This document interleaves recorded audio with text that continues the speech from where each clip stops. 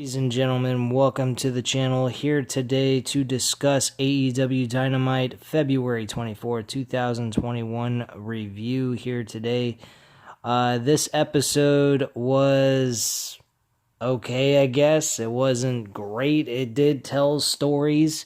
They're building towards the pay-per-view for Final Resolutions on March 7th of 2021. I'm not exactly sure if I'm going to go about buying this pay-per-view. I think I'm probably going to watch it Monday night, since I'm not going to be doing reviews on Raw anymore. And I will upload my review Monday night after I'm done watching the pay-per-view. My reasoning behind that is simple. I don't know if this pay-per-view is going to be 4 hours and play all the way up till 12 o'clock in the morning. And if that's the case, I can't do a review immediately afterwards, so I don't even see the point of doing that. And secondly, I'm also running low on money right now. To purchase this pay-per-view would put me in a tight bind right now with everything else that I've been paying for and bills and so forth. So I'm not too concerned about this pay-per-view all that much. I think it's going to be a good show. I don't think it's going to be a crappy pay-per-view. Well worth the $49.99, but I just think that right now, in my case, with my situation financially, I should hold off on this and maybe purchase it when it's a cheaper price and just review it Monday night for you guys. Hopefully I could watch it somehow off of another source for, and stream it. Hopefully I can. If not, oh well, no big deal. No loss. But I will try my best to see if I can go ahead and get this without having to pay for it and what have you. If that's the case, reviewing it immediately afterwards, I don't know if I'm going to be able to do that. I have no idea.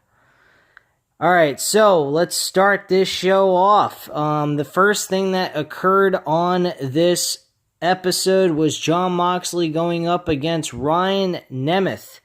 Ryan Nemeth is actually related to Dolph Ziggler. If you didn't already know, now you know.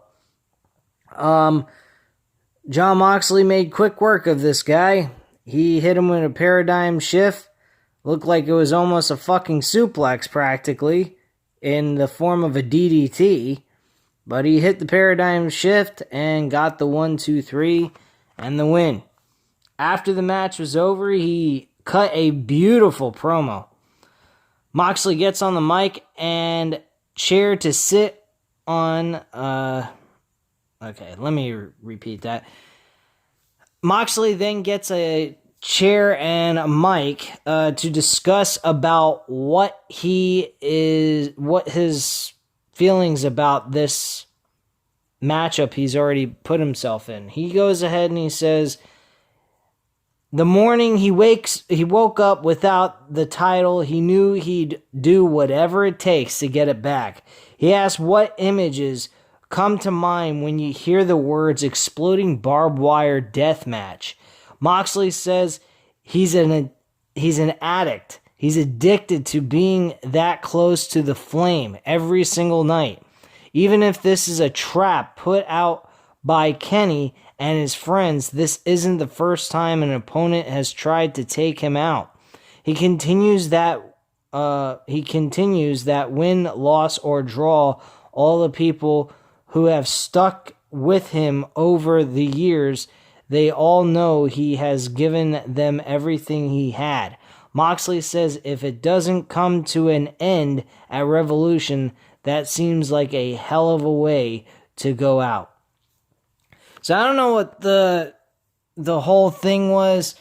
I don't know if they're going to give Moxley a break and give him a vacation away from performing in the middle of the ring or whatnot. What the fuck just happened here? Anyway, yeah, my thing on freaking This is very odd. This has never happened before. Oh, great. Give me 1 second, guys. Oh, jeez. Everything with computers, they absolutely fucking suck. I'm 32 years old, and I sound like an elderly old man who can't stand technology. Yeah. That's me. I can't stand technology whatsoever. I think technology is such a worthless piece of shit. Alright, let's try this again. So yeah, basically, I don't know if we're getting the type of matchup where we're going to see Moxley gone for a while or something like that, just so he can take time off or what have you. So I'm not exactly sure on that. So from there, we get another match. We actually do get a backstage interview with Lance Archer and Rey Fenix about their match tonight and the ladder match at Revolution, which will crown a #1 contender for the TNT Championship. The reporter asks about their chemistry as a team. Archer says no doubt it's there, but he's definitely going to kick Phoenix's ass tonight. Phoenix responds that Archer is the worst partner he ever had. They brawl for a bit until the cameras cut out. And that's pretty much what we get. I am not liking Lance Archer as a face. I just don't get that baby face type feeling from him. He's a lot better as a heel. Even if he didn't have Jake the Snake Roberts, he just has that look about him that just says, I play better as a prick. I don't know why. It just seems more realistic to me, more genuine. I guess because of his height, his stature and everything, I guess gives me that, portrayal of him as a performer. I mean, maybe he's a great guy in person and everything, but on camera, he doesn't seem to come across that way. He seems better as a heel, and I think that has a lot to do with stature and just look of his character. And if he played a nice guy, he's just a boring, bland person when it comes to entertainment value. So I think he's more entertaining playing a dick than he is playing a face, in my personal opinion. So we go ahead and discuss about, we get another matchup with the Varsity Blondes versus Brian Cage and Ricky Starks with Taz at commentary. The Varsity Blondes did pretty decent against Brian Cage and Ricky Starks. Ricky Starks and Brian Cage end up winning this matchup with the drill claw and got the 1-2-3 for Brian Cage and his team. After the match is over, we actually get the lights going out. And on the big screen, we see Sting driving a car through the desert with Darby Allin being dragged in a body bag behind the car. Sting stops and unzips the bag. Allin sits up and smiles. Back at Daly's place, Sting's music hits and he drags out a body bag as well. But it wasn't Darby Allin in it this time. It's actually Taz's son. Taz can't believe it.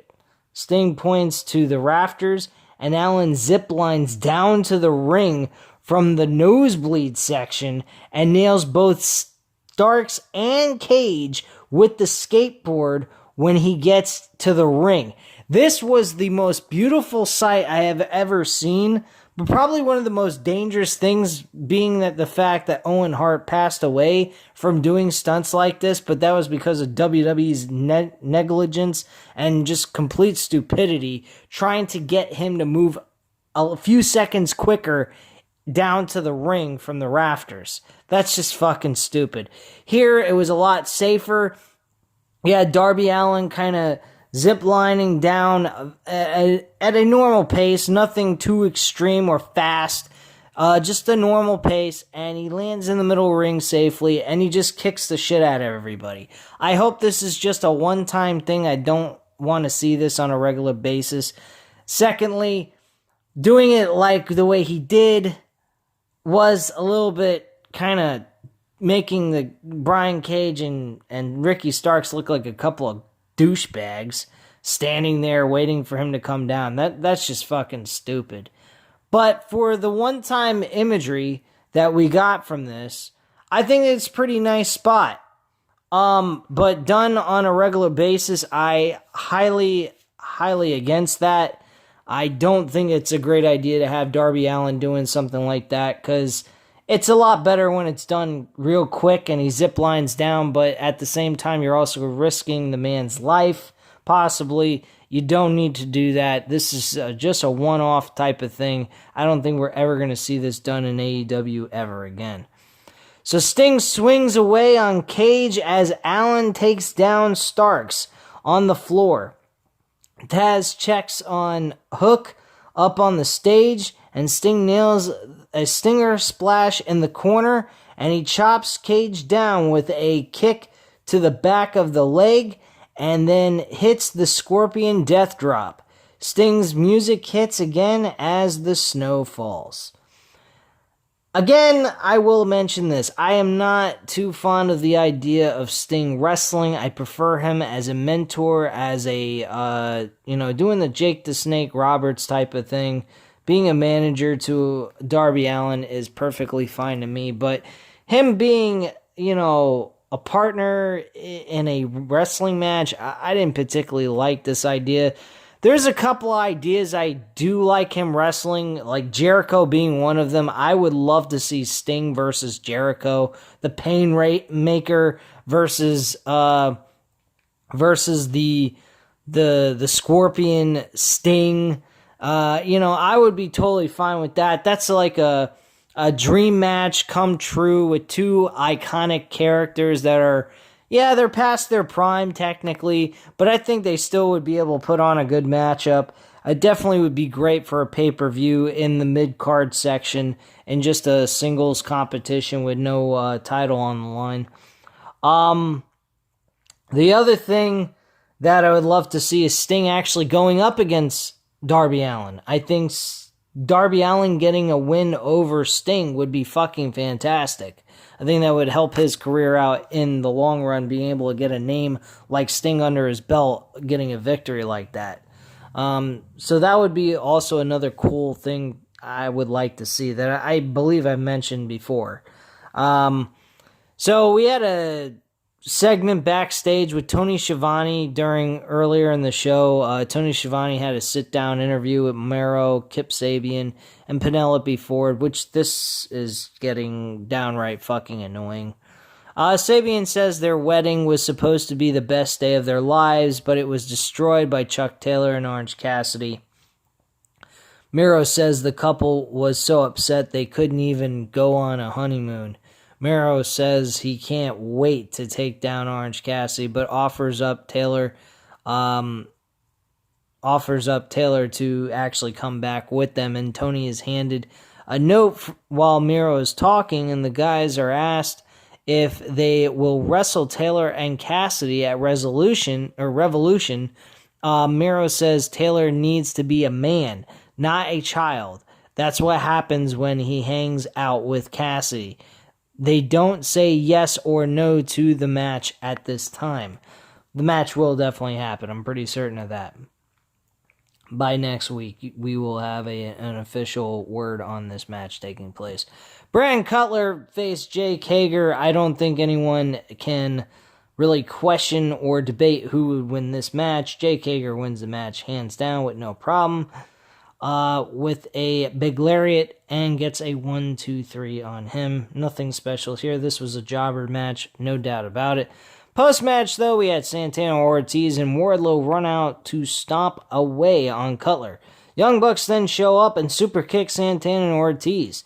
They try to go to Hager, but he quickly rolls out of the ring. Matt gets the mic and calls out Chris Jericho and MJF. He says they don't have to wait until the pay-per-view and tells them to come out now. Jericho and MJF's music hits, and they show up on the big screen. They ask, why waste time now when they'll meet in the pay-per-view? Jericho then says they saw someone walking around backstage and wondered if Matt and Nick knew who it was. Then all of a sudden, they show an image of Nick and Matt's father bloodied up like a motherfucker, and this looked like the biggest fake. It looked like a waste of fucking. It looked like fake blood. That's what it really looked like. It was so fake, it was ridiculous. So their father is covered in blood. Jericho throws him into the truck. The photos of the Young Bucks on it, and you see blood like dripping down their images on both Matt and Nick. And MJF does the same. Jericho tells them to come get the trash, and they do the Young Bucks pose and run off. Young Bucks show to find their dad, and Matt runs after them, but MJF and Jericho laugh at him as the vehicle drives off with them in it. And that's pretty much that. We then come back. We see Matt and Nick Jackson putting their father inside of an ambulance with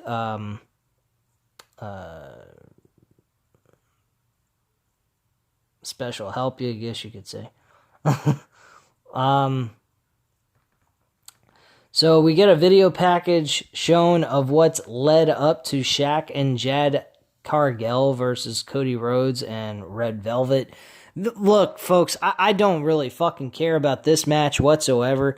This is going to be the biggest waste of fucking time that anybody's ever going to watch. Shaq is going to do so fucking horrible, it's ridiculous. We're going to see Chad Gargel and Red Velvet do most of the wrestling than Cody and Shaquille O'Neal. That's how fucking sad this match is going to be. It is going to be an epic failure.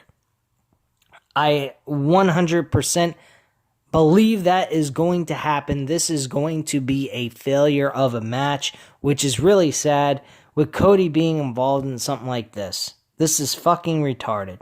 Really. I don't even care for this match. Hangman Page versus Isaiah Cassidy is the next match on the card. Hangman Page actually picks up the victory here with a Deadeye maneuver and gets the 1-2-3 on Isaiah Cassidy. Post-match, Matt Hardy talks to Page from the back. He says Page picked Dark Order over him. He's now going to hurt every member of the group he loves so much. Hardy whacks 5 with a chair and then throws him off the stage and down through the timekeeper's table. And that's pretty much that segment. And he goes to check on him as well as the Dark Order. They're very concerned for number 5 on what occurred and what happened to him. At a metalworking room, Alex Marvez catches up with Kenny Omega. What is with Marvez always being around Kenny Omega and Don Callis? Can't they get someone else to do some interviews with this guy? Is it like he's got no other life? Does he have some stupid, sick fascination? Some kind of intrigue of Kenny Omega? I can understand he likes to be around greatness all the time, but my God, it gets a little creepy. Is he stalking the guy? Is he gay? Is he in love with Kenny Omega? I mean, like, what the fuck is this shit?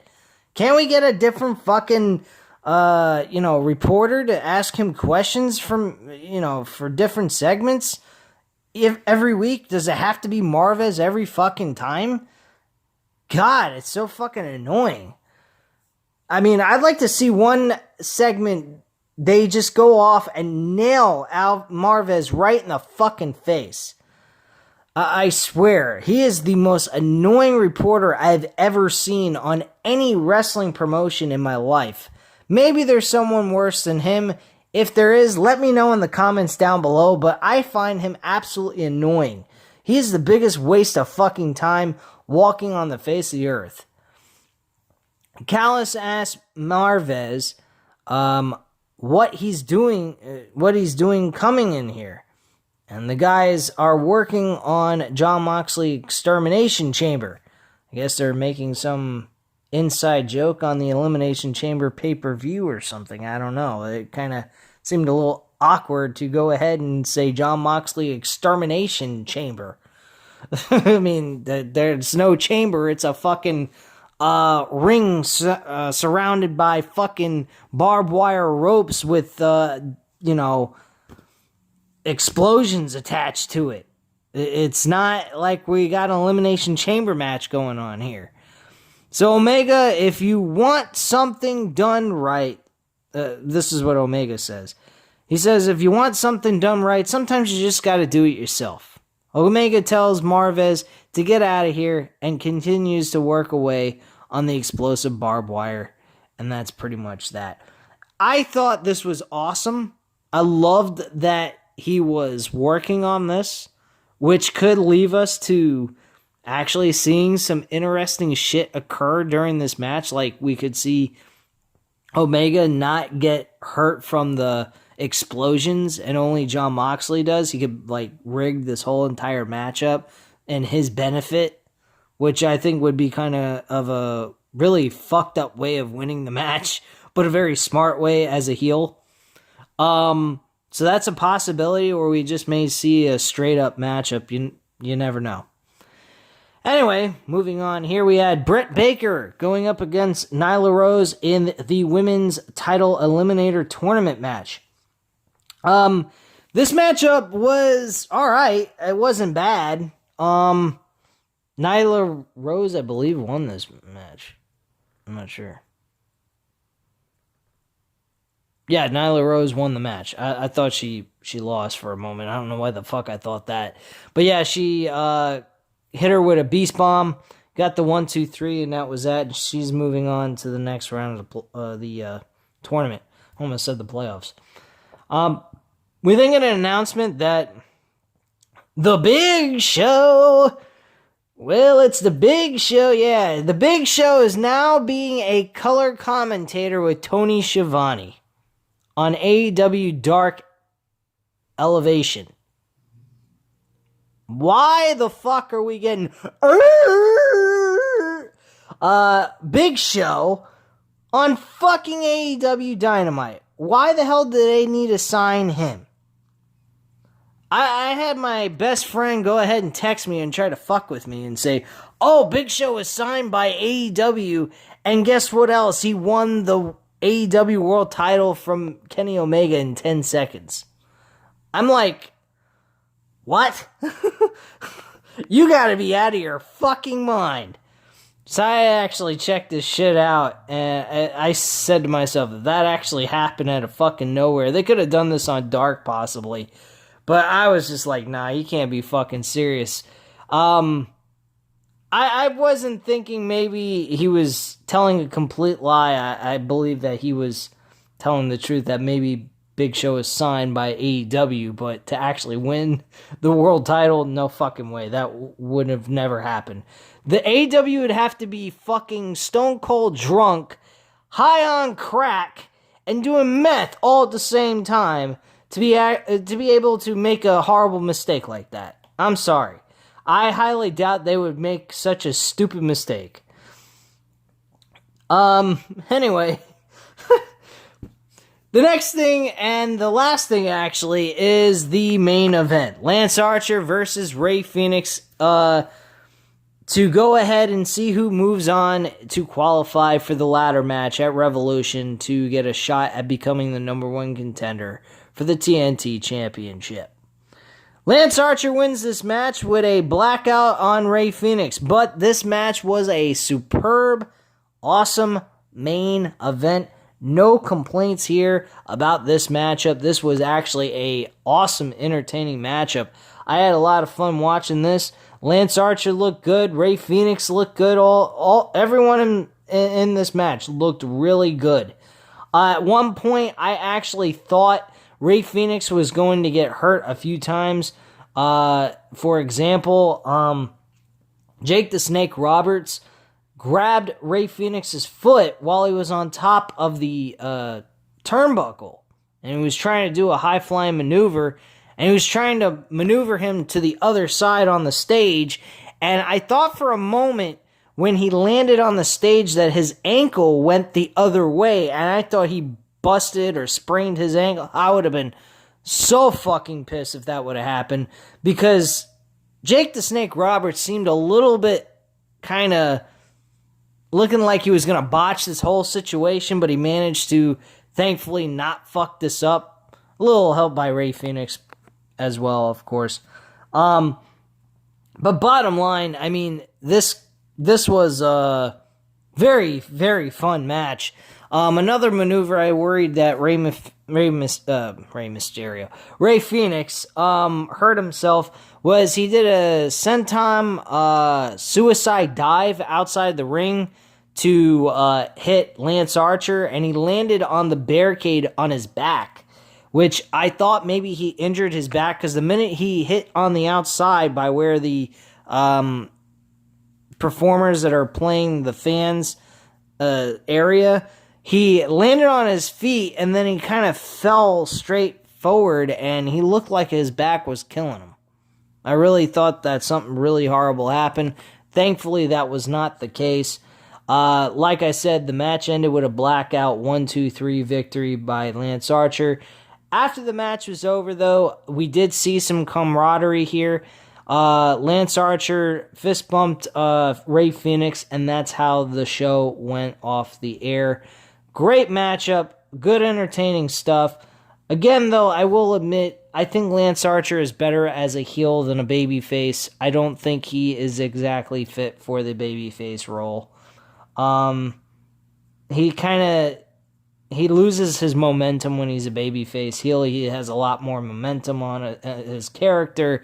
He comes across more genuine. And like I said, I think that has a lot to do with his stature, his height, and just his overall image and look of him comes across like he can play a dick better than he can play a good guy.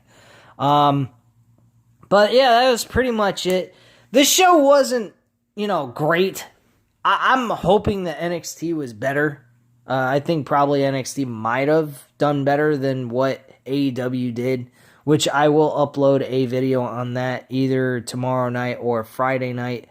One of those two nights, I'm pretty certain I'll be able to get that taken care of for you guys and review it. I'm not going to watch NXT tonight because I'm just really tired of wrestling. I want to give myself a break. But anyway, guys, you know what to do. Hit the like button if you like this video. Hit the subscribe button if you're not already subscribed to the channel, of course. And leave a comment down below, and I'll definitely get back to you on that. I thank you very much for watching, and have a great night, guys. Bye.